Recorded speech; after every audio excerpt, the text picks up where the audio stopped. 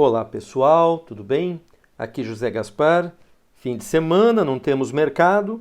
E aí o que a gente faz na quarentena? A gente fica dando uma olhada em alguns modelos matemáticos do Wolfram de propagação do coronavírus e de epidemias em geral, né? O Wolfram é um software de modelagem matemática, né? E aqui tem vários modelos de como que uma epidemia se alastra por uma sociedade.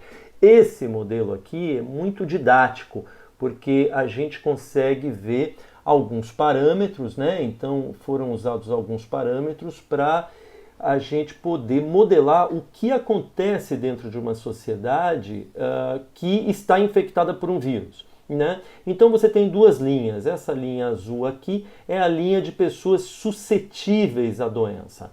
E a linha vermelha é a linha de pessoas infectadas. Então o que acontece? Num determinado momento você não tem quase ninguém infectado, essa quantidade aumenta de pessoas infectadas, aumenta exponencialmente e depois ela começa a cair. Né? Por que ela cai? Ela cai porque as pessoas se curam pelo próprio sistema imunológico delas, né? Elas acabam se tornando imunes à doença e também porque muitas pessoas acabam morrendo. Então essa curva vai reduzindo até chegar a zero, né? E a quantidade de pessoas suscetíveis vai caindo. Por que vai caindo? Porque essas pessoas suscetíveis acabaram contraindo a doença. E poderá até chegar a zero. Isso se o quê? Se todas as pessoas pegaram a doença. E aí todas as pessoas pegaram a doença, nesse ponto aqui você tem o quê? Ou todo mundo morreu, ou todo mundo é imune. Né? Mas o fato é que você já não tem mais ninguém infectado e ninguém suscetível.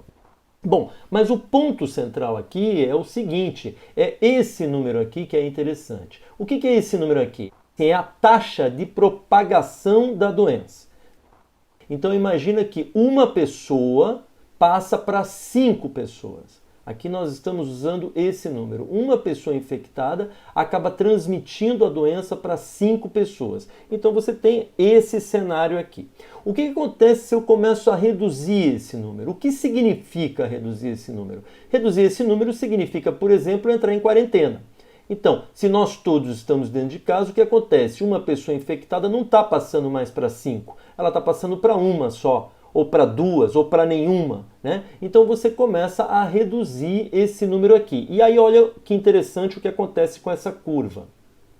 Então vamos pegar esse número e vamos começar a reduzir. A curva de pessoas infectadas começa a se achatar. E vai chegar um momento que as duas se descolam.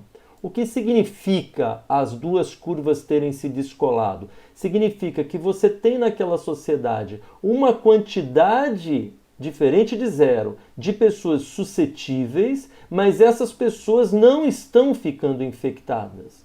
Por quê? Porque a quantidade de pessoas suscetíveis é maior do que a taxa com que as pessoas deixam de ficar infectadas.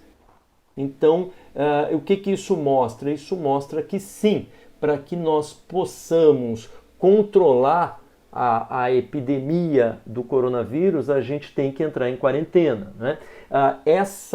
Esse achatamento dessa curva aqui, além de fazer com que as pessoas acabem nem tendo que passar pela doença, não é?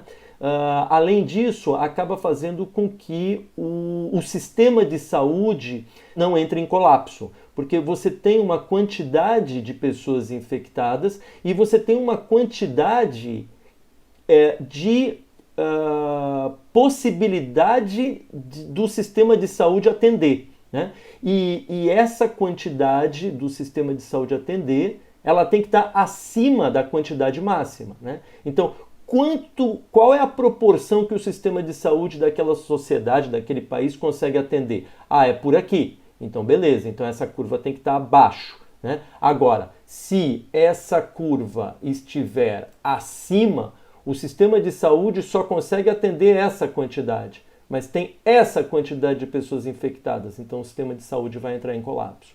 Um estudo que seria muito interessante fazer, eu até pensei em fazer, seria comparar o achatamento dessa curva de infectados na população com o impacto desse achatamento na economia, no PIB, no desemprego e até na Bolsa de Valores. Porque é justamente o nosso dilema atual, né? Até que ponto nós devemos achatar essa curva significa fazer quarentena, né? Primordialmente, não temos vacina ainda. Então, fazer quarentena significa queda na economia. Até que ponto uma coisa compensa a outra? Até que ponto eu devo achatar essa curva, sendo que esse achatamento vai ter um impacto direto na economia e já está tendo, né?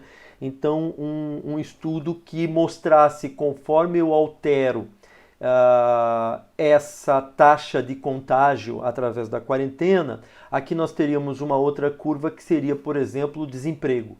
Como que o desemprego cresce uma vez que eu entro em quarentena e que eu vou achatando essa curva, né?